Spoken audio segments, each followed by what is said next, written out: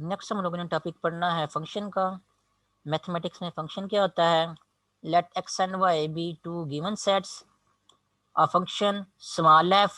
from set x to set y is a rule or a formula or a relation that assigns to each element small x in capital X exactly one element y in capital Y। तो function क्या होता है आपके पास? Function एक rule या एक ऐसा formula होता है दो सेट्स के दरमियान कि जब भी आप एक सेट में से इनपुट वैल्यू, लेट से जो पहला सेट है आपका, जो सेट ऑफ इनपुट वैल्यूज है वो कैपिटल एक्स है, तो जब आप कैपिटल एक्स सेट में से कोई एक इनपुट वैल्यू उस फंक्शन में पुट करते हैं तो पुट करने के बाद वो फंक्शन आपको एक सिंगल वैल्यू आंसर में दे। वो आंसर जो है आपका दूसरा सेट जिसको हमने कैपिटल वाई से डिनोट किया उसमें आए, तो इस केस में जो है वो उस रूल या उस फार्मूले को हम जो है वो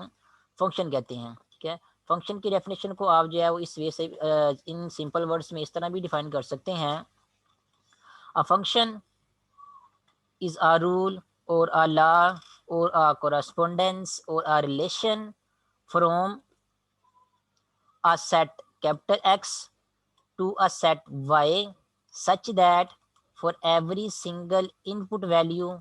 small x in capital X it gives unique output value small y in capital Y। ठीक है। तो फंक्शन क्या होता है आपके पास?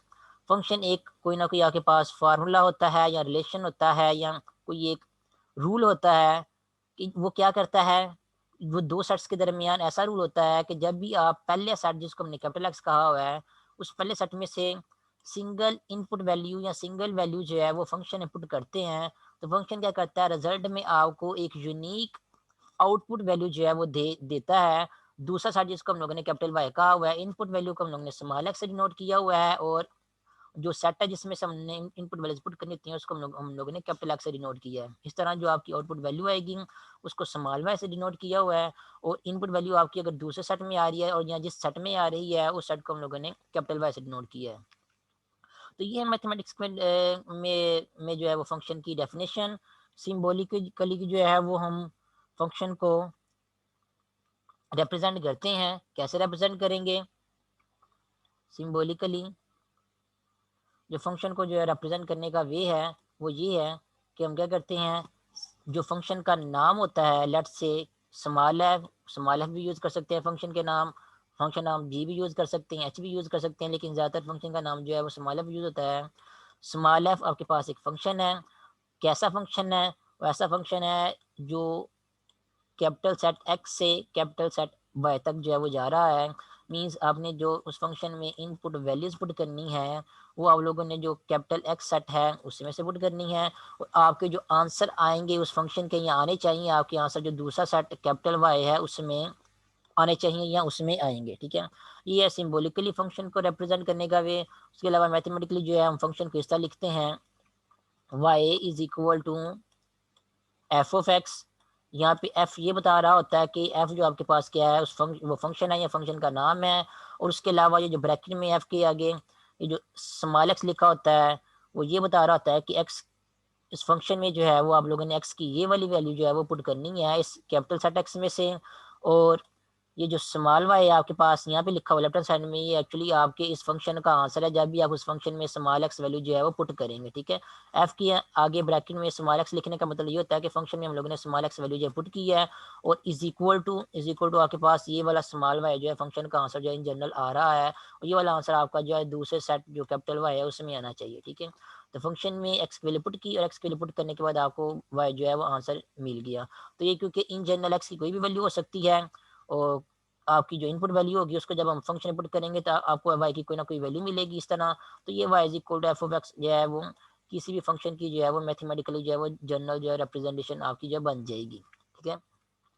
उसके अलावा अगर आप एक बात नोट करें, ये जो पहला सेट है जिसमें से हम सारी वैल्यूज जो है वो फंक्शन में पुट करते हैं उस पहले सेट को हम जो है फंक्शन की जो है वो डोमेन कहते हैं। ठीक है। ये जो पहला सेट है ये वाला, ये जो कैपिटल एक्स है, इस सेट को हम फंक्शन की डोमेन कहते हैं। और दूसरा सेट जिस सेट में आपके फंक्शन के सारे आंसर आने चाहिए या आते हैं, ये वाला सेट, इस सेट को हम कहते हैं कि ये इस फंक्शन की कोड मेन है। ठीक है। और उसके अलावा एक और सेट भी होता है, वो कौन सा सेट होता है? वो ऐसा सेट होता है कि जो आपके फंक्शन की जो आंसर आ रहे होते हैं सारे आंसर्स का कलेक्शन होता है, ठीक है। मैंने ये तो बता दिया कि आपके फंक्शन का आंसर इस सेट कैपिटल वाई में आना चाहिए, ठीक है। लेकिन जो सेट आपका कैपिटल वाई है, आपके फंक्शन के जितने भी आंसर आ रहे हैं वो जरूरी नहीं होती कि वो सारे का सारा सेट जो वाई है वो आपके आंसर का सारा सेट जो है वाई बन जाए, ठीक है, कैपिटल वाई बन जाए। समटाइम आपके जो आंसर होते हैं वो पूरे का पूरा सेट जो कैपिटल वाई है वो बन जाते हैं। समटाइम आपके जो फंक्शन के आंसर होते हैं वो सारे का सारा जो दूसरा सेट है जो कैपिटल वाई है वो नहीं बनते, बल्कि उसके कुछ एलिमेंट्स या उसका सबसेट बन जाते हैं, ठीक है। तो ये फंक्शन पे डिपेंड करता है कि उसके जो आंसर आ रहे हैं आपके पास वो सारे का सारा दूसरा दूसरा सेट आ रहा है या सारे का सारा दूसरा सेट जो है वो नहीं आ रहा, बल्कि उसका सबसेट आ रहा है, ठीक है। फॉर एग्जांपल अगर आप ये फंक्शन लेते हैं y is equal to let's say 2x, और ये फंक्शन आप कहाँ से कहाँ तक ले रहे हैं, ये फंक्शन आप डिफाइन कर रहे हैं लेट्स से नेचुरल नंबर से नेचुरल नंबर तक जो है वो ये फंक्शन जो आप डिफाइन कर रहे हैं, मींस आपकी डोमेन जो है वो भी सेट ऑफ नेचुरल नंबर है और आपकी कोड डोमेन जो है वो भी नेचुरल नंबर है। तो डोमेन में आपके पास कौन से नंबर होंगे, डोमेन में आपके पास जो इनपुट वैल्यूज होंगी वो होंगी 1 2 3 4 5 एंड सो ऑन, ठीक है। ये आपके क्या सेट ऑफ नेचुरल नंबर जो कि आपकी डोमेन। इस तरह आपकी कोड डोमेन क्या है, कोड डोमेन भी आपके पास नेचुरल नंबर है। वो कौन से नंबर हैं वो भी आपको पता ही है, 1 2 3 4 5 6 7 8 एंड सो ऑन। तो ये आपकी डोमेन और कोड डोमेन दोनों क्या हैं, सेट ऑफ नेचुरल नंबर हैं। अब फंक्शन हमने मैंने कौन सा कंसिडर किया है, इन पर्टिकुलर मैंने कंसिडर किया है y is equal to 2x, या हम इसको इस तरह भी लिख सकते हैं f of x is equal to 2x। एक ही बात है, ठीक है। दोनों वे जो है वो सेम ही है, दोनों वे फंक्शन को लिखने का तरीका जो है वो सेम ही है। f of x equal to 2x या y equal to f of x y equal to 2x, same ही बात है। फंक्शन क्या है हमारे पास 2x। इनपुट वैल्यूज हमने कहाँ से पुट करनी है, पहले सेट में से, सेट ऑफ नेचुरल नंबर में से, जो कि आपको यहाँ पे लिखे नजर आ रहे हैं। तो जब फंक्शन में सेट ऑफ नेचुरल नंबर में से पहली वैल्यू इनपुट वैल्यू लेट से 1 पुट करेंगे, तो x की जगह जब फंक्शन में 1 पुट करेंगे, ये जो फंक्शन है उसमें x की जगह जब हम यहाँ पे 1 पुट करेंगे तो फंक्शन का जो आंसर है उसमें x की जगह क्या आएगा, उसमें भी x की जगह 1 आएगा। तो आपको आंसर क्या मिल जाएगा, आपको आंसर 2 मिल जाएगा। इसका मतलब ये है कि इनपुट वैल्यू जब आपने 1 पुट की फंक्शन f में, या आपके पास फंक्शन स्मॉल f है, तो जो 1 है आपके पास नंबर, जो इनपुट वैल्यू है 1 का आंसर आपके पास क्या आ रहा है, 1 का आंसर आपके पास ये नंबर 2 आ रहा है कोड में, ठीक है। इसी तरह अगर आप फंक्शन में ये जो मैंने कंसिडर किया हुआ है f of x equal to x, उसमें एक्स की जगह 2 पुट करेंगे, ठीक है। यहाँ पे जो एक्स लिखा हुआ है ये वाला, इस एक्स की जगह अगर आप 2 पुट करेंगे तो यहाँ पे भी एक्स की जगह 2 आएगा। तो जब 2 पुट किया करेंगे तो आपका आंसर आएगा 2 multiplied by 2 is equal to 4। तो आपका आंसर आ जाएगा यहाँ पे 4। तो जो 2 सेकेंड इनपुट वैल्यू है आपकी नेचुरल नंबर में से 2, इसका आंसर आपके पास आएगा 4 आएगा। इस तरह जो 3 है, 3 का आंसर आपके पास आएगा 6 आएगा, और जो 4 है, 4 का आंसर आपके पास जो है वो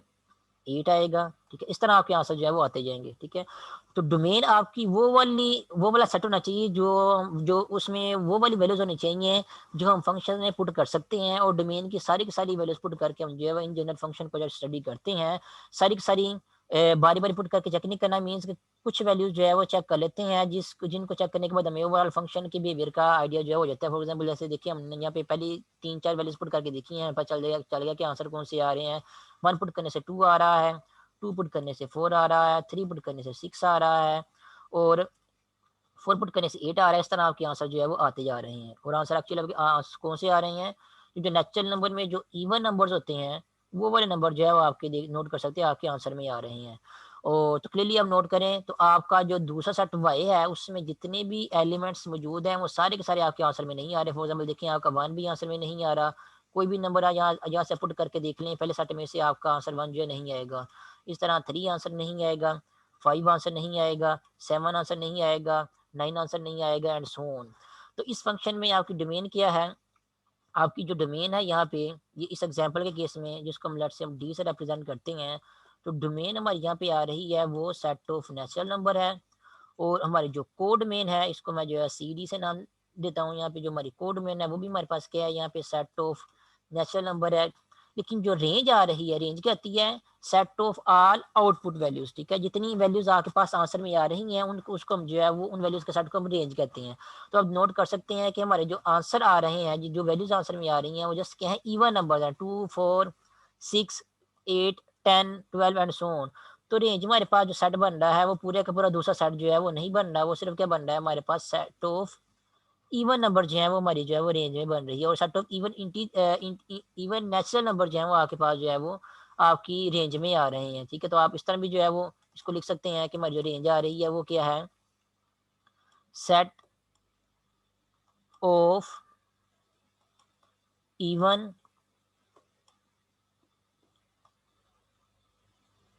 नेचुरल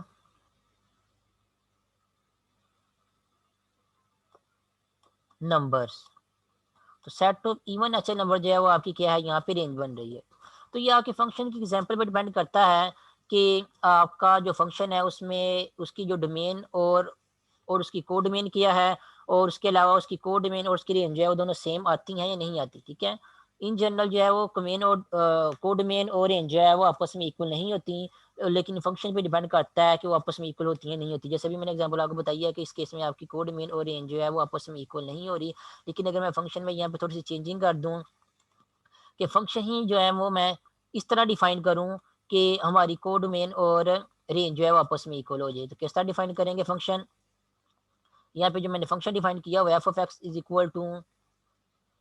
2x, इसको अगर मैं इस तरह डिफाइन कर दूँ simply f of x is equal to x, तो इस केस में देखते हैं कि हमारे पास जो डोमेन और रेंज का आंसर आ रहा है वो क्या आ रहा है। तो अगेन अगेन आंसर जो है फाइंड करके देखते हैं फंक्शन के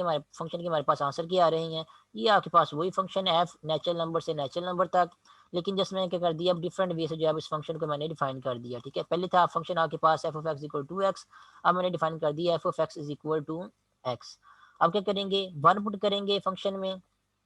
एफ एफ फंक्शन में एक्स की जगह वन पुट करेंगे, तो एक्स की जगह वन पुट करेंगे तो आंसर आपके पास वन आएगा। इसी तरह इस फंक्शन में एक्स की जगह अगर हम नेचुरल नंबर में से टू पुट करेंगे तो आंसर आपके पास टू आएगा। तो देख सकते हैं यहाँ पे वन का आंसर आपके पास जो है वो ये वन आएगा, टू का आंसर आपके पास जो है वो टू आएगा, थ्री का आंसर आपके पास यहाँ पे थ्री आएगा, फोर का आंसर आपके पास यहाँ पे फोर आएगा, फाइव का आंसर आपके पास जो है फाइव आएगा। इस तरह सिक्स का आंसर आपके पास सिक्स आएगा, और सारे जितने भी आपके पास कोड में नंबर्स आ रहे हैं वो सारे के सारे आपके पास जो है वो इन दी एंड जो है वो आ जाएंगे जब आप वैल्यूज पुट करते जाएंगे। तो इस एग्जांपल के केस में ये जिसमें f of x is equal to x ये फंक्शन डिफाइन किया हुआ है, इस एग्जांपल के केस में आपकी जो डोमेन होगी जिसको मैं डी से यहाँ पे लिख रहा हूँ, डोमेन आपके पास होगी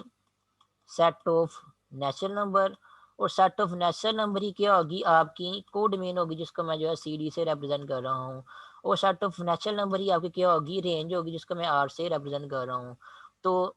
रेंज,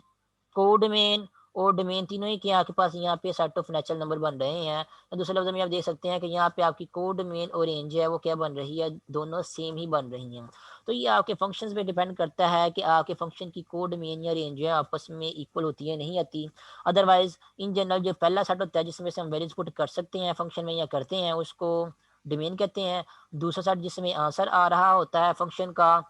उस सेट को हम कोड डोमेन कहते हैं, और जितने आंसर आते हैं सभी आंसर के कलेक्शन को या सेट को हम जो है उस फंक्शन की रेंज कहते हैं, ठीक है। तो ये है फंक्शन की डेफिनेशन और उसके बारे में कुछ बेसिक जो है वो टर्म्स। उसके बाद नेक्स्ट जो है हम पढ़ते हैं यहाँ पे मजीद फंक्शन के बारे में हमें क्या जो है वो इन्फॉर्मेशन गिवन दी गई है। जैसा कि आप यहाँ पे पढ़ सकते हैं, this set x is called domain of function F, जो पहला सेट होता है उसको फंक्शन की डोमेन कहते हैं। The corresponding elements y in capital y is called range of small f, के जो आपके पास कोरस्पोंडिंग आंसर्स आते हैं पहले सेट में से इनपुट वैल्यू पुट करने के बाद आपके पास जो आंसर्स आते हैं स्मॉल वाई इन जनरल दूसरे सेट में जो आंसर आते हैं उन सारे के सारे आंसर के सेट को हम क्या कहते हैं, उसको हम रेंज कहते हैं, ठीक है। और उसके अलावा जो दूसरा सेट होता है जिसमें आपके आंसर आ रहे होते हैं उसको कोड मेन कहते हैं, ठीक है। सिंबॉलिकली जो है वो फंक्शन को इस नोटेशन से डिपेंड रिप्रेजेंट करते हैं, f is a function from capital x to capital y. और उसके अलावा आप फंक्शन की डेफिनेशन को जिस तरह डायग्राम से भी अंडरस्टैंड कर सकते हैं। ये एक सिंपल सी एग्जांपल यहाँ पे की हुई है। पहला सेट आपके पास जो है वो कैपिटल एक्स है,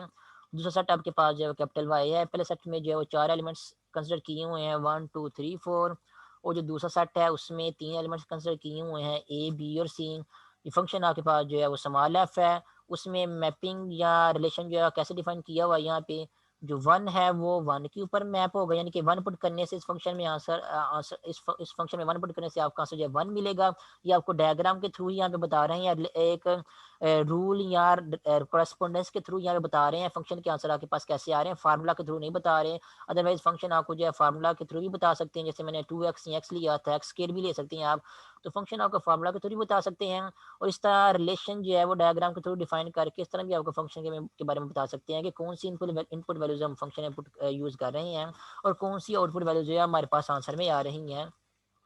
कैपिटल एक्स सेट कौन सा है और कैपिटल वाई सेट जो है वो कौन सा है। तो 1 पुट करने से आंसर जो है 1 आ रहा है। उसके अलावा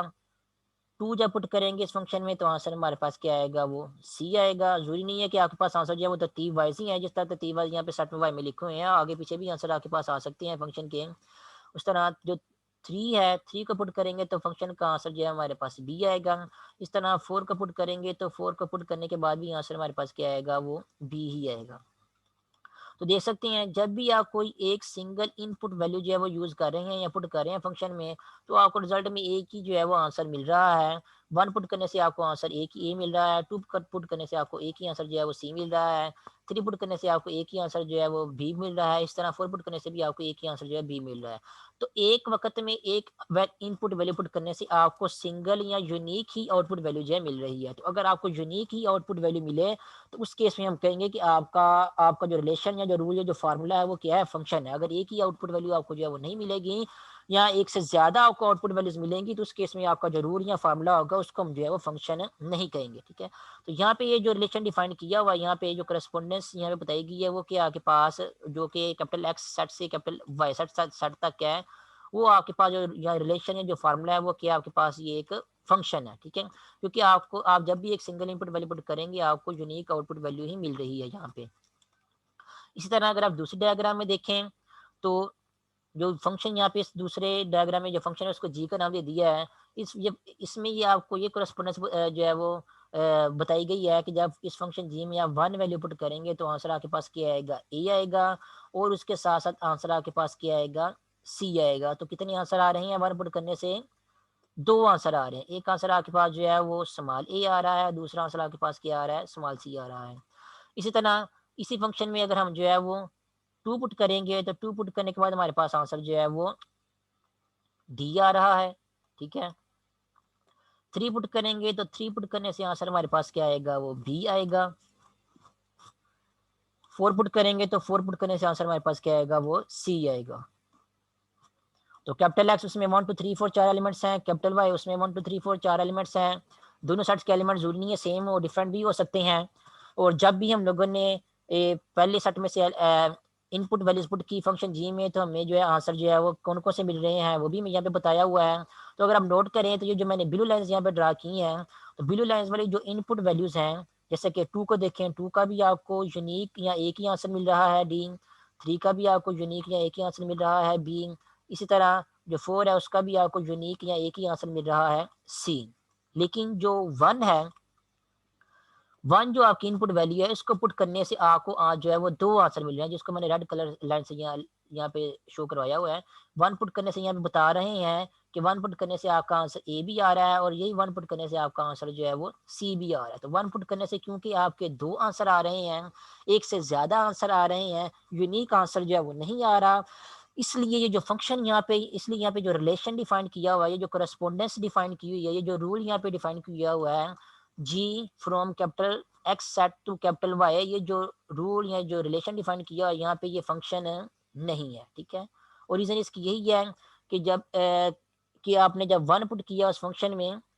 तो 1 पुट करने के बाद आपका आंसर जो है वो यूनिक नहीं आया, बल्कि ए और सी जो है वो आपके 2 आंसर आ गए। ठीक है, तो फंक्शन की डेफिनेशन ही यही थी कि फंक्शन आपके पास ऐसा रूल या ऐसा फार्मूला या ऐसा रिलेशन या ऐसा करस्पोंडेंस होता है कि जब भी आप कोई भी इनपुट वैल्यू पुट करेंगे, ईच मीन्स कोई भी आप इनपुट वैल्यू पुट करेंगे तो आपको एग्जैक्टली 1 जो है वो एलिमेंट मिलेगा दूसरे सेट में, या यूनिक ही आंसर मिलेगा आपको दूसरे सेट में। अगर ये वाली कंडीशन सेटिस्फाई हो रही है तभी हम जो है वो अपने रूल या फार्मूले को या रिलेशन को फंक्शन कहेंगे, अदरवाइज फंक्शन नहीं कहेंगे। तो हर एलिमेंट जो है वो ये कंडीशन जो है सेटिस्फाई करनी चाहिए हर एलिमेंट के लिए। तो 3 एलिमेंट तो ये कंडीशन सेटिस्फाई कर रहे हैं कि तीनों एलिमेंट के डिफरेंट और सेम और यूनिक ही आंसर आ रहे हैं। सो डिफरेंट आंसर आना जरूरी नहीं है, सेम आंसर भी आ सकते हैं, लेकिन यूनिक आंसर आना जो है यहाँ पे जरूरी होता है। तो 3 एलिमेंट के यूनिक आंसर यहाँ पे आ रहे हैं, लेकिन जो 1 एलिमेंट है उसके यूनिक आंसर नहीं आ रहे, बल्कि उसका एक से ज़्यादा आंसर आपको यहाँ पे मिल रहा है। इसलिए ये जो रिलेशन यहाँ पे डिफाइन किया हुआ है ये फंक्शन नहीं है। उसके बाद नेक्स्ट यहाँ पे लिखा हुआ है when we define a function y is equal to f of x, जैसे मैंने आपको बताया था कि फंक्शन को हम इस तरह भी लिख सकते हैं y is equal to f of x with the formula. जैसे विद द फार्मूला कैसे, जैसे मैंने y is equal to x लिखा है, y is equal to x लिखा है, y इज इक्वल टू आप एक्स स्क्वायर भी लिख सकते हैं, y is equal to sine x भी लिख सकते हैं, y is equal to cos x भी लिख सकते हैं, y is equal to square root x भी लिख सकते हैं। तो जब भी आप फंक्शन को इस तरह डिफाइन करेंगे with a formula,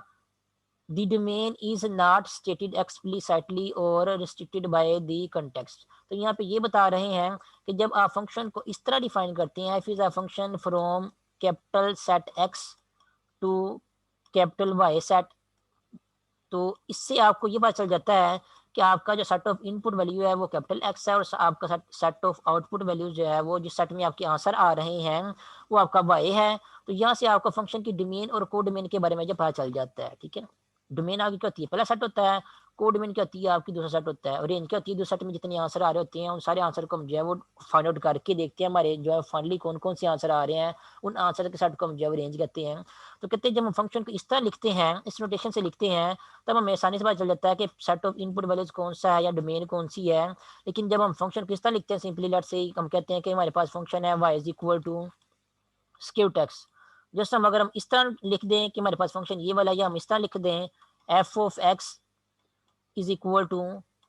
square x, तो इस तरह हमें आसानी से जो है वो इजीली जो है वो नहीं पता चलता कि हमारे फंक्शन जो हम यहाँ पे डिस्कस कर रहे हैं, ये वाला फंक्शन डिस्कस कर रहे हैं, ये वाला एक ही बात है। तो हमारी जो डोमेन है वो डोमेन कौन सी है, और हमारी जो कोड डोमेन है वो कोड डोमेन कौन सी है। ठीक है, तो यहाँ से तो आसानी से पता चल जाता है, और यहाँ से आसानी से जो है पता नहीं चलता। ठीक है, तो उस केस में क्या करते हैं फिर, the domain is assume to be largest set of real x values for which the formula give real y values, the so called natural domain। ठीक है, तो यहाँ पे ये कह रहे हैं जब आपको इस तरह की कंडीशन दी गई हो कि आपको इस तरह फंक्शन दिया गया हो y is equal to x square या f of x equal to x square, y is equal to square root x, तो इस केस में क्योंकि आपको क्लियरली नहीं पता चल रहा होता कि फंक्शन की डोमेन हम लोगों ने कौन सा सेट लेनी है,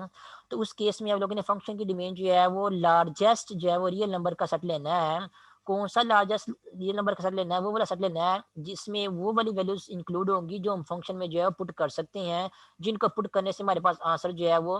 रियल वाई वैल्यूज आए, वाई वैल्यूज आपके पास आंसर होते हैं। तो ऐसी वैल्यूज हम लोगों ने रियल वैल्यूज सारी की सारी कंसिडर करनी है, सारी की सारी कंसिडर करनी है, जिनको पुट करने से आंसर हमारे पास जो है वो रियल वैल्यूज ही आए, अयोटा ना आए, अनडिफाइंड आंसर जो है वो ना आए आंसर, या दूसरे में तो हमारे पास आंसर जो है इन्फिनिटी ना आए। ठीक है, रियल नंबर्स जो है वो आपको पता ही कौन से नंबर होते हैं, और रियल नंबर में ये वाला इन्फिनिटी होता है, ये इन्फिनिटी आपके पास जो है वो कोई नंबर नहीं होता। ठीक है, जैसे एक नोटेशन होती है ये बता रही होती है कि ऐसा नंबर है जो आपकी पहुंच से जो है वो बाहर है या आउट ऑफ रीच है। ठीक है, रियल नंबर आपके पास होते हैं माइनस इन्फिनिटी से लेकर प्लस इन्फिनिटी तक जितने भी नंबर होते हैं, पॉइंट्स वाले या फ्रैक्शन वाले, ठीक है, वो सारे के सारे नंबर के होते हैं, रियल नंबर होते हैं। उसके अलावा मैंने आपको बताया हुआ है रियल नंबर एक्चुअली क्या होते हैं, रियल नंबर आपके पास होते हैं जो सेट ऑफ रैशनल नंबर और सेट ऑफ इरेशनल नंबर होते हैं उनका यूनियन होता है। जितने भी रैशनल नंबर, जितने भी इरेशनल नंबर है, सभी को इकट्ठा करके एक सेट बना तो आपके पास क्या बन जाएगा, रियल नंबर बन जाएगा। ठीक है, ये दोनों सेम सेट बनेंगे, ये कौन सा सेट बनेगा, ये आपके पास जो है सेट ऑफ रियल नंबर बनेगा। ठीक है, तो सेट ऑफ रियल नंबर में ये माइनस इन्फिनिटी से लेकर प्लस इन्फिनिटी तक नंबर होते हैं, लेकिन माइनस इन्फिनिटी और प्लस इन्फिनिटी ये वाला नंबर नहीं होता, क्योंकि ये कोई नंबर नहीं है, जैसे एक नोटेशन ही है। ये बता रही होती है कि माइनस इन्फिनिटी आपके पास नेगेटिव की डायरेक्शन में वो वाला नंबर है जो आपकी पहुंच से बाहर है,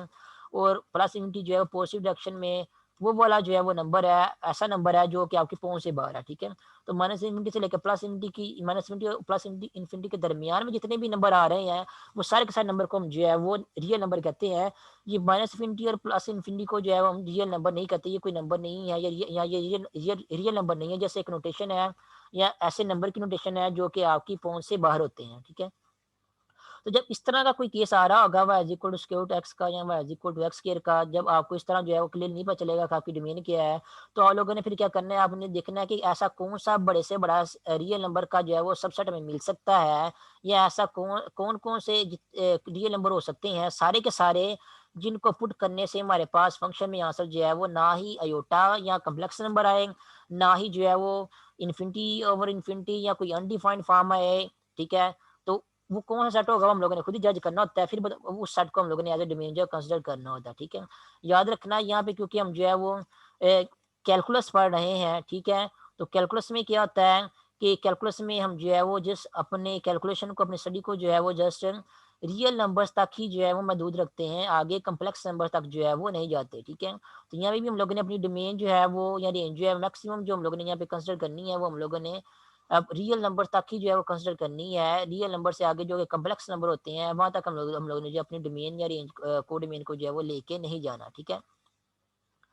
तो ऐसे केस में जब कह रहे हैं कि जब आपको इस तरह की फॉर्म में कोई फंक्शन दिया गया हो, तो आप लोगों ने देखना है कि कौन-कौन सी वैल्यू जो है फंक्शन पुट कर सकते हैं, कौन-कौन सी वैल्यूज़ पुट करने से हमारे पास आंसर जो है वो अयोटा की फॉर्म में नहीं आएगा, रियल नंबर ही आएगा, अनडिफाइंड फॉर्म नहीं आएगी, इन्फिनिटी नहीं आएगी। वो जितनी भी वैल्यूज़ होंगी सबको आपने इकट्ठा करके अपनी डोमेन जो है वो कंसिडर कर लेना है। ठीक है, और अगर आपको क्वेश्चन में साथ में डोमेन बताई गई है तो फिर अच्छी बात, अगर डोमेन नहीं बताएगी तो उस केस में जो अपने बड़ा सा रियल नंबर का बड़े से बड़ा सेट खुद कंसिडर करना है, जो उन वैल्यूज का सेट जिसको हम फंक्शन इनपुट कर सकते हैं, उस सेट को हम क्या कहते हैं, वो नेचुरल डोमेन है। ठीक है, नेचुरल डोमेन मींस आप लोगों ने खुद ही जो है वो डोमेन जो ढूंढनी होती है इस तरह जज करके कि उसमें वो सारे के सारे एलिमेंट्स होंगे जिनको पुट करने से ना ही आंसर आपका योटा में आए, ना ही आंसर आपका कोई अनडिफाइंड आंसर है, ना ही आंसर आपका इन्फिनिटी आए। जिस आंसर आपके पास क्या है, जस्ट रियल वैल्यू जो है वो आपके पास आंसर में है। ठीक है, उस सेट को आप लोगों ने कंसिडर कर लेना एज ए डोमेन, जिसको हम जो है वो नेचुरल डोमेन जो है कहेंगे। ठीक है, फॉर एग्जाम्पल अगर आप इस फंक्शन को देखें y is equal to x square, इस फंक्शन में आप देख सकते हैं, इस फंक्शन में आप जो है वो x की जगह जीरो ही पुट कर सकते हैं। जीरो पुट करेंगे तो आपके पास आंसर जीरो का स्केयर जो है वो क्या आ जाएगा, जीरो आ जाएगा। इसके अलावा इस फंक्शन में आप वन भी पुट कर सकते हैं, टू भी पुट कर सकते हैं, 3 4 10 20 100 एंड पॉजिटिव नंबर, सारे पॉजिटिव नंबर जो पुट कर सकते हैं, आपको कोई ना कोई जो है रियल नंबर आंसर मिल जाएगा। ठीक है, इसी तरह आप इस फंक्शन में जो है वो नेगेटिव वैल्यूज पुट कर सकते हैं। फॉर एग्जाम्पल अगर आप इस फंक्शन में जो है वो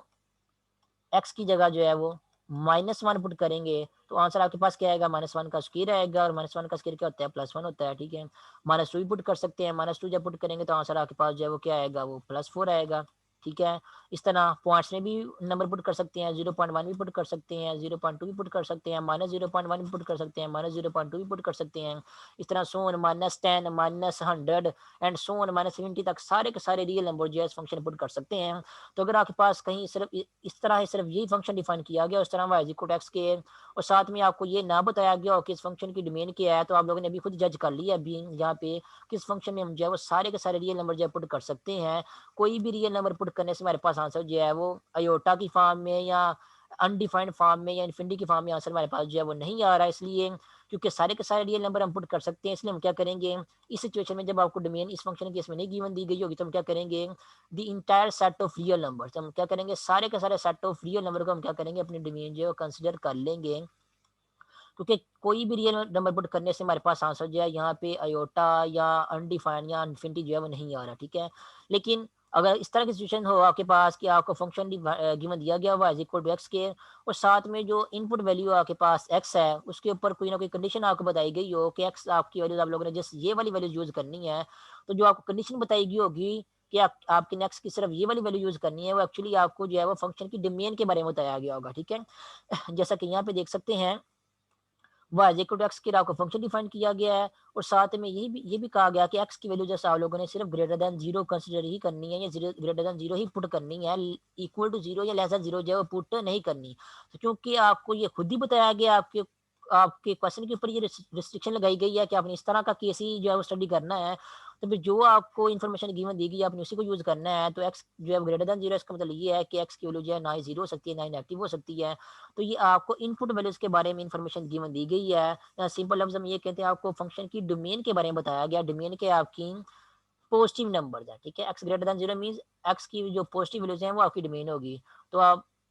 इस एक्स ग्रेटर देन जीरो, ये जो आपके पास एक्स की वैल्यूज की आपको इन्फॉर्मेशन गिवन दी गई, इसको आप इस तरह भी लिख सकते हैं कि हमारी जो डोमेन है हमारे पास जो है ये वाला सेट है, ऐसा सेट है जो जीरो से शुरू हो रहा है और प्लस इन्फिनिटी तक जा रहा है, क्योंकि पॉजिटिव नंबर जो होते हैं वो 0 से स्टार्ट हो जाते हैं और प्लस इन्फिनिटी तक जो है वो जाते हैं। पॉजिटिव नंबर 0 क्योंकि पॉजिटिव नंबर नहीं होता, इसलिए हम जो है यहाँ पे ये जो है वो स्मॉल ब्रैकेट लगाएंगे। स्मॉल ब्रैकेट लगाने का मतलब ये होता है कि जो 0 नंबर है ये इंक्लूड नहीं है, और इन्फिनिटी क्योंकि रियल नंबर में होता ही नहीं है, इसलिए इन्फिनिटी के साथ भी हम जो है वो हमेशा स्मॉल ब्रैकेट यहाँ पे लगाएंगे। और 0 और इन्फिनिटी के दरमियान जितने भी पॉजिटिव रियल नंबर आ रहे हैं वो सारे के सारे पॉजिटिव रियल नंबर ही हैं। वो हमारे पास क्या आ गया, हमारी इस सेट की जो है वो, इस फंक्शन की क्या होगी, हमारे पास जो है वो डोमेन होगी, जो कि यहाँ पे y के लिखा हुआ है। ठीक है,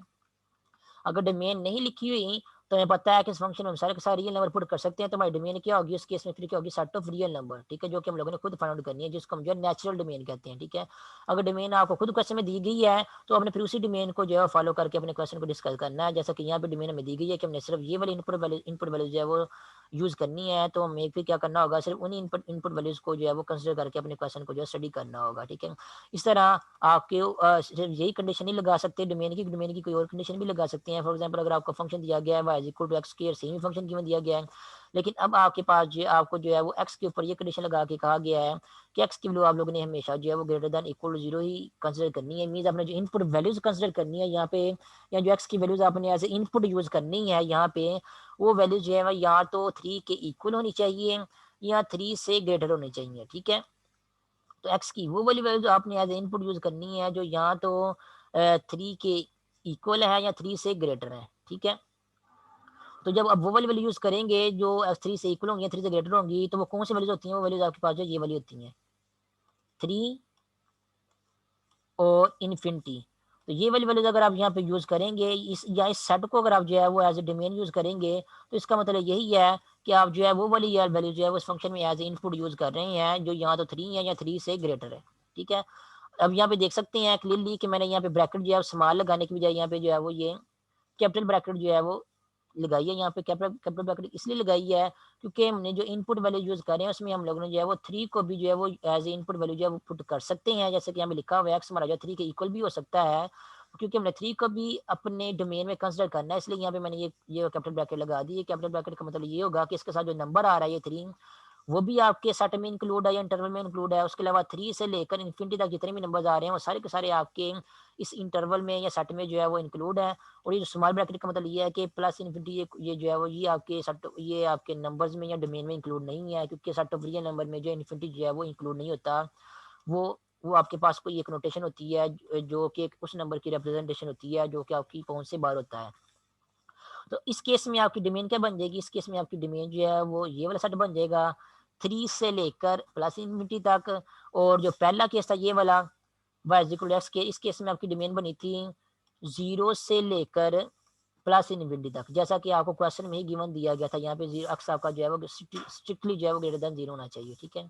तो फंक्शन दोनों देख सकते हैं, फंक्शन दोनों केसेस में सेम ही है, लेकिन जैसी डोमेन हमें क्वेश्चन में गिवन दी गई है हमने उसी डोमेन को फॉलो करके बताना है कि हमारी डोमेन कौन सी है और हमने कौन कौन से एलिमेंट जो एज इनपुट वैल्यू पुट करके अपने क्वेश्चन को डिस्कस करना है। उसके बाद इसी फंक्शन इसी केस में देखें अगर आप, तो यहाँ पे x की वैल्यू जब आप ग्रेटर देन 0 हमेशा पुट करेंगे तो आप देखेंगे x की वैल्यू 0 पुट करेंगे तो आंसर आपके पास 0 आएगा, 0.1 पुट करेंगे तो आंसर आपके पास 0 से बड़ा ही आएगा, 1 पुट करेंगे तो आंसर आपके पास 1 आएगा, 2 पुट करेंगे तो आंसर आपके पास 2 आएगा। इस तरह इन्फिनिटी तक पुट करते जाएंगे तो आंसर भी आपके पास जो है 0 से लेकर इन्फिनिटी तक ही आते जाएंगे। ठीक है, तो इस पहले केस में इसको जब मैं केस पहला जो केस नंबर 1 का नाम देता हूँ यहाँ पे, इस पहले केस में आपकी डोमेन क्या थी 0 से लेकर इन्फिनिटी तक, लेकिन जो आपकी रेंज थी वो क्या बन रही है, वो भी रेंज आपके पास जो है वो 0 से लेकर इन्फिनिटी तक ही बन रही है, क्योंकि आपके जो आंसर आ रहे हैं वो भी क्या आ रहे हैं 0 से लेकर इन्फिनिटी तक ही आ रहे हैं। ठीक है, लेकिन अगर आप इस दूसरे केस की बात करें, दूसरे केस में अगेन आपका फंक्शन वही है, लेकिन आपकी डोमेन जो है चेंज होगी। डोमेन के आपके पास एक्स की वो वाली वैल्यूज हैं जो ग्रेटर देन इक्वल टू 3 है, वो सारे के सारे रियल नंबर हैं जो 3 या 3 से बड़े हैं। तो 3 या 3 से बड़े जो नंबर होते हैं उनको हम जो है वो इस तरह इस इंटरवल से इस सेट से जो है वो रिप्रेजेंट कर सकते हैं। तो आपकी डोमेन क्या बन जाएगी 3 से लेकर इन्फिनिटी तक जितने भी रियल नंबर्स हैं वो सारे के सारे, और 3 के साथ जो है हम जो क्लोज ब्रैकेट लगा देंगे क्योंकि 3 भी हमारा जो है इंक्लूड है यहाँ पे। ठीक है, पहले केस नंबर 1 में जो आपका 0 जो है वो इंक्लूड नहीं था, इसलिए हमने 0 के साथ जो है वो स्मॉल ब्रैकेट यहाँ पे लगा दी थी। उसके बाद ये तो आपकी डोमेन बन गई। अगर हम रेंज को चेक करें तो रेंज कैसे पता चलती है, फंक्शन में जो है वो इनपुट बैलेंस पुट करके देखते हैं हमारे आंसर क्या आ रहे हैं, जितने भी आंसर हमारे पास आएंगे उन सारे के कलेक्शन को हम जो है हमारी रेंज कहेंगे। तो नेक्स्ट हम जो है रेंज फाइंड आउट करके देखते हैं कि सेकंड केस में हमारे पास जो है रेंज क्या आ रही है।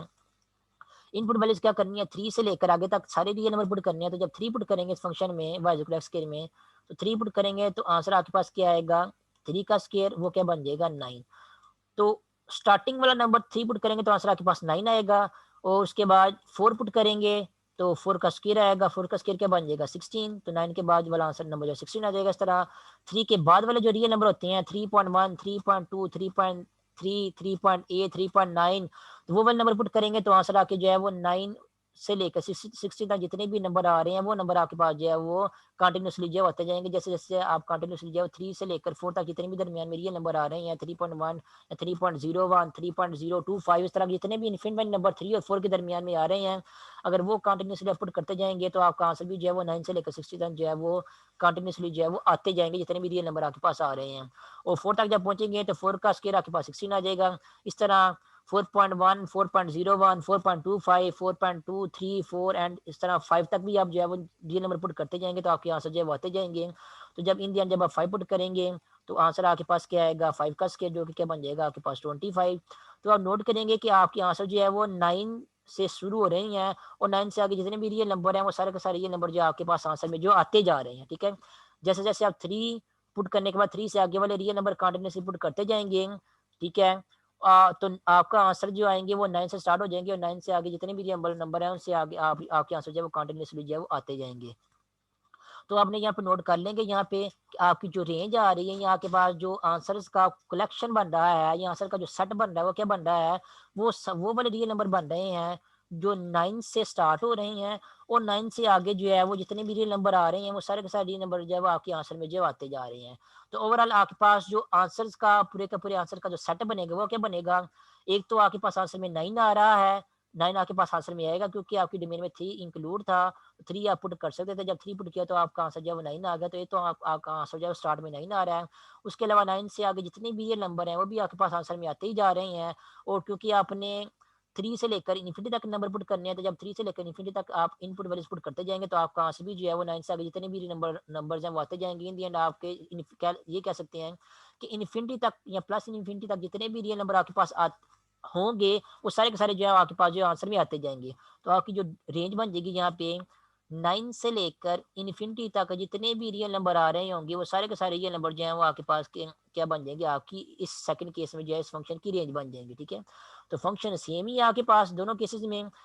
लेकिन डोमेन जो है वो दोनों केसेस में जो डिफरेंट है। पहले केस में डोमेन जो है वो ये वाली है और रेंज भी आपके पास जो है ये वाली है। ठीक है, ये फंक्शन पे डिपेंड करता है आपकी डोमेन और रेंज जो है सेम आती है नहीं आती। सेकंड केस में देखें तो आपकी डिमांड जो है 3 से लेकर इन्फिनिटी तक है, लेकिन और 3 भी इंक्लूड है इसमें, लेकिन जो रेंज है सेकंड केस में वो 9 से लेकर इन्फिनिटी तक है और इसमें 9 भी इंक्लूड है। ठीक है, याद रखना इन्फिनिटी को हम इंक्लूड नहीं करना क्योंकि इन्फिनिटी जो है वो सेट ऑफ रियल नंबर में कोई नंबर जो है वो नहीं होता। ठीक है, अगर आप सेट ऑफ रियल नंबर को जैसे मैंने पहले बताया था अगर लिखें इंटरवल या सेट की फॉर्म में तो सेट ऑफ इन्फिनिटी को सेट ऑफ रियल नंबर को लिखते हैं कि ऐसा सेट है जो माइनस इन्फिनिटी से लेकर प्लस इन्फिनिटी तक जितने भी नंबर्स हैं वो सारे के सारे उस सेट में मौजूद होते हैं। लेकिन माइनस इन्फिनिटी और प्लस इन्फिनिटी ये जो नोटेशन है, ये नोटेशन जो है उस सेट में एज ए नंबर जो है सेट ऑफ रियल नंबर में एज ए नंबर जो है वो ये मौजूद नहीं होती, इसलिए इसके साथ हम जो है वो स्मॉल ब्रैकेट जो लगाते हैं। तो माइनस इन्फिनिटी और प्लस इन्फिनिटी ये इंक्लूड नहीं होते हैं, लेकिन इनके दरमियान जितने भी नंबर आ रहे होते हैं वो सारे के सारे नंबर जो है इंक्लूड होते हैं। ठीक है, इसलिए हम क्या करते हैं माइनस इन्फिनिटी या प्लस इन्फिनिटी कहीं आ रहा था उसके ऊपर कैलकुलस के केस में जो है वो हम जो है वो स्मॉल ब्रैकेट जो है वो यूज़ करते हैं, कैपिटल ब्रैकेट जो है वो यूज़ नहीं करते हैं। उस तरह यहाँ पे जो जनरल केस मैंने आपको सबसे पहले डिस्कस किया था y equal to x square, जिसके केस में आपको जो है वो डोमेन अगर क्वेश्चन में गिवन नहीं दी गई होती तो उस केस में आप लोगों ने डोमेन जो है खुद जज करनी होती है। तो अगर आपको डोमेन गिवन नहीं दी गई तो आप देख सकते हैं इसमें हम सारे के सारे रियल नंबर पुट कर सकते हैं। तो इस केस में आपकी जो डोमेन होगी वो क्या होगी, सारे के सारे रियल नंबर होंगे क्योंकि हम सारे के सारे रियल नंबर जो पुट कर सकते हैं। तो इस ये जो डोमेन आप लोगों ने खुद फाइंड आउट की होगी इसको नेचुरल डोमेन कहते हैं। ठीक है, जब डोमेन गिवन दी गई हो तो उस केस में आप लोगों ने नेचुरल डोमेन जो है वो यूज करनी है, मींस वो वाला डोमेन यूज करनी है जो कि आपने खुद फाइंड आउट करनी है कि इस फंक्शन में कौन कौन सी वैल्यू जो हम एज इनपुट वैल्यू जो पुट कर सकते हैं, और कौन कौन सी वैल्यूज पुट करने से हमारे पास आंसर जो है वो अयोटा या अनडिफाइंड या इन्फिनिटी जो है नहीं आ रहा। ठीक है, तो यहाँ पे हमने जज कर लिया था कि सारे के सारे रियल नंबर पुट कर सकते हैं, तो यहाँ पे आपकी डोमेन क्या होगी रियल नंबर होगी। उसके अलावा जब आप सारे के सारे रियल नंबर पुट करेंगे तो जीरो पुट करने से जीरो, पॉजिटिव वाला नंबर पुट करने से पॉजिटिव नंबर और नेगेटिव वाला नंबर पुट करने से भी आपके पास जो है वो पॉजिटिव नंबर ही आ रहे हैं आपके पास यहाँ पे। तो यहाँ पे आपके पास जो रेंज होगी आपके पास रेंज आपके पास जो है वो 0 से लेकर इन्फिनिटी तक जितने भी नंबर आपके पास रियल नंबर होंगे वो सारे के सारे आपके पास जो है वो आपके ये नंबर जो है वो आपके पास यहाँ पे जो सेट बनेगा वो आपकी रेंज बन जाएगी और इसमें जीरो भी इंक्लूड होगा। ठीक है, डोमेन आपकी क्या है, रियल नंबर है, सारे के सारे रियल नंबर हम पुट कर सकते हैं। तो जैसे मैंने आप लोगों को पहले बताया था, जीरो पुट करेंगे तो आंसर आपके पास जो है वो क्या आएगा, जीरो का स्केयर बन जाएगा आपके पास जीरो। जीरो से बड़े जितने भी नंबर पुट करेंगे 0.1 0.2 and so on. For example अगर आप वन पुट करेंगे तो वन का स्केयर आपके पास जो है वन आएगा, टू का स्केयर आपके पास क्या आएगा, वो फोर आएगा। तो जीरो और वन के दरमियान जितने भी नंबर पुट करेंगे तो वो पुट करेंगे तो आपको आंसर जो है जीरो वन के दरमियान वाले आंसर मिल जाएंगे। वन और टू के दरमियान जितने भी रियल नंबर है 1.1 1.2 1.025 इस तरह सो जितने भी रियल नंबर आ रहे हैं, इनफिनिट मनी रियल नंबर आ रहे हैं वन और टू के दरमियान अगर वो पुट करेंगे तो आपके जो आंसर आएंगे वो भी वन और फोर के दरमियान जितने भी रियल नंबर आ रहे हैं, इनफिनिट मनी रियल नंबर आ रहे हैं, वो सारे के सारे आपके आंसर जो है वो आते जाएंगे इस तरह कंटिन्यूसली। तो जब आप जीरो और उससे आगे वाले नंबर पुट कर रहे हैं, पॉजिटिव नंबर पुट कर रहे हैं, तो आपको आंसर में भी जो है जीरो और उसके आगे वाले नंबर जो है वो रियल नंबर जो है आंसर में आपको मिल रहे हैं। और इस तरह अगर आप नेगेटिव नंबर पुट करेंगे इसमें, for example minus one put करेंगे तो माइनस वन का स्केयर क्या आ जाएगा आपको, वो भी प्लस वन ही मिल जाएगा। इस तरह माइनस टू पुट करेंगे तो माइनस टू का स्केयर आपको वो भी जो है वो आपको प्लस फोर ही मिलेगा, पॉजिटिव नंबर ही मिलेगा, नेगेटिव नंबर जो नहीं मिलेगा। इस तरह जीरो और माइनस वन के दरमियान जितने भी नेगेटिव नंबर आ रहे हैं, -0.1 -0.2 and so on minus one, वो नंबर ही पुट करेंगे तभी आपका आंसर जो है वो इन दी एंड पॉजिटिव ही आएगा, नेगेटिव जो है वो नहीं आएगा। तो ये ऐसा फंक्शन है जिसमें सारे के सारे रियल नंबर तो हम पुट कर सकते हैं, तो हमारी जो नेचुरल डोमेन क्या बन जाएगी, रियल नंबर बन जाएगी। लेकिन जो हमारी रेंज बन रही है, रेंज हमारे पास जो है वो सारे के सारे रियल नंबर जो है नहीं बन रहे, रेंज हमारे पास जो है वो एक सेट बन रहा है जो जीरो से लेकर इन्फिनिटी तक, उसमें सारे के सारे रियल नंबर हैं और उसमें जीरो भी इंक्लूड है। ठीक है, जब नोटेशन में जो है ध्यान रखना, मैं रियल नंबर की नोटेशन को जिस तरह जो है वो डबल लाइन लिख के जो है रिप्रेजेंट कर रहा हूँ। ठीक है, और जो रेंज होगी उसकी नोटेशन को जैसे मैं सिंपली आर जो है एक लाइन लिख के जो है उसकी नोटेशन जो है रिप्रेजेंट कर रहा हूँ। तो ये है थोड़ा सा फर्क डोमेन और रेंज का, और डोमेन और रेंज को फाइंड करने का वे, किस तरह जो है आप किसी फंक्शन के फार्मूले को देख के बता सकते हैं कि उसकी डोमेन क्या है, उसकी रेंज क्या है। कैलकुलस में जो है वो इन जनरल याद रखना कि जब आपको किसी फंक्शन की डोमेन जो है वो गिवन नहीं दी गई होगी तो उस केस में आप लोगों ने जो है वो नेचुरल डोमेन यूज़ करनी है। ठीक है, और फंक्शन की जो रेंज होती है वो फंक्शन की डोमेन के हिसाब से ही होती है, जो आपने डोमेन यूज़ की होगी उस हिसाब से फंक्शन के आंसर आएंगे और फंक्शन की रेंज भी जो है वो आपको उसी हिसाब से जो है वो मिलती है। ठीक है, और जो कोड डोमेन हम यूज़ करते हैं कैलकुलस में वो हमेशा जो है हम set of real number use करते हैं, जिसको हम इन जनरल जो है वो सेट वाई का भी नाम देते हैं। तो जो हम कोड में जो है वो in general set of real number use करते हैं, मीन्स ऐसा सेट यूज़ करते हैं हमारी जो आंसर आने चाहिए फंक्शन की हमेशा रियल नंबर ही आने चाहिए, रियल नंबर में से ही कोई ना कोई नंबर आंसर आना चाहिए, अयोटा नहीं आना चाहिए, अनडिफाइंड आंसर नहीं आना चाहिए, इन्फिनिटी नहीं आना चाहिए। ठीक है, तो कोड में इन जनरल जो है हम कैलकुलस में जो है वो set of real number use करते हैं। डोमेन जो है वो अगर हमें गिवन नहीं देगी तो हम जो है वो नेचुरल डोमेन यूज़ करते हैं, मीन्स खुद फाइंड आउट करके बताते हैं कौन सी डोमेन हम लोगों ने यूज़ करनी है। और जो रेंज होती है जो कि कोड डोमेन का जो है वो सबसेट होती है, वो कोड डोमेन की इक्वल भी होती है, समटाइम रेंज जो है वो समटाइम रेंज जो है वो कोड डोमेन की इक्वल नहीं होती बल्कि उसका सबसेट होती है। तो रेंज जो है वो इन जनरल क्योंकि वो कोड डोमेन का सबसेट होती है, रेंज कोड डोमेन की इक्वल भी हो सकती है, नहीं भी हो सकती। तो रेंज जो है आपकी वो आपकी डोमेन पे डिपेंड करती है कि आपने डोमेन जो है वो कौन सी कंसिडर की हुई है। ठीक है, डोमेन आपको क्वेश्चन में गिवन दी भी जा सकती है और नहीं भी गिवन दी जा सकती। ठीक है, तो ऐसे फंक्शन जिनमें आपकी रेंज जो है वो रियल नंबर आ रही होती है, उन फंक्शन को हम जो है वो रियल वैल्यूड फंक्शन कहते हैं। जैसे कि अभी मैंने आपको बताया है कि कैलकुलस में हम जो है क्या करते हैं, इन जनरल अपनी जो कोड में लेते हैं वो सेट ऑफ रियल नंबर लेते हैं, मीन्स ऐसे फंक्शन को जो है उस केस में स्टडी करते हैं जब फंक्शन की आंसर जो है वो हमारे पास जो है वो सिर्फ रियल नंबर ही आए, कम्प्लेक्स नंबर ना आए या अनडिफाइंड ना आए। ठीक है, तो आप ये भी कह सकते हैं कि हम कैलकुलस में जो क्या करते हैं सिर्फ रियल वैल्यूड फंक्शन को ही जो है वो डिस्कस करते हैं। रियल वैल्यूड फंक्शन मीन ऐसे फंक्शन जो आपको आंसर में सिर्फ रियल वैल्यूज ही आंसर में दें, अयोटा आंसर में ना दें या अनडिफाइंड आंसर में ना दें। ठीक है, तो डोमेन हम इसी तरह की यूज करते हैं कैलकुलस में कि हमारे आंसर जो आते हैं फंक्शन के वो हमेशा रियल वैल्यू ही आंसर में आते हैं। तो रियल वैल्यूज फंक्शन ही हम जो यूज़ करते हैं कैलकुलस में। और जो रेंज होती है हमारे पास वो क्योंकि मैंने आपको बताया है वो डोमेन पे डिपेंड करती है, वो क्योंकि फाउंड करना इतना इजी नहीं होता इन जनरल, तो वो उसको फाउंड करने का जो है कि आपको थोड़ी सी प्रैक्टिस करनी पड़ती है। ठीक है, डोमेन फाइंड आउट करना आसान होता है क्योंकि हमने ये चेक करना होता है कि कौन कौन से नंबर पुट करने से आंसर हमारे पास अयोटा और इन्फिनिटी जो है वो अनडिफाइंड फॉर्म जो नहीं आ रही, वो जो नंबर होंगे हमारे पास जो है वो डोमेन होंगे, और जो जो आंसर आते हैं वो फिर डोमेन के करस्पॉन्डिंग आप लोगों को जो है वो खुद फाइंड आउट करने होते हैं। सारे नंबर्स की सारी जो डोमेन है उसमें जितने भी नंबर्स आ रहे हैं, इनपुट वैल्यूज आ रही हैं, उनको माइंड में रखते हुए इसलिए रेंज को जो है वो कंपैरेटिवली जो है वो फाइंड करना थोड़ा सा जो है मुश्किल होता है एज कम्पेयर टू डोमेन।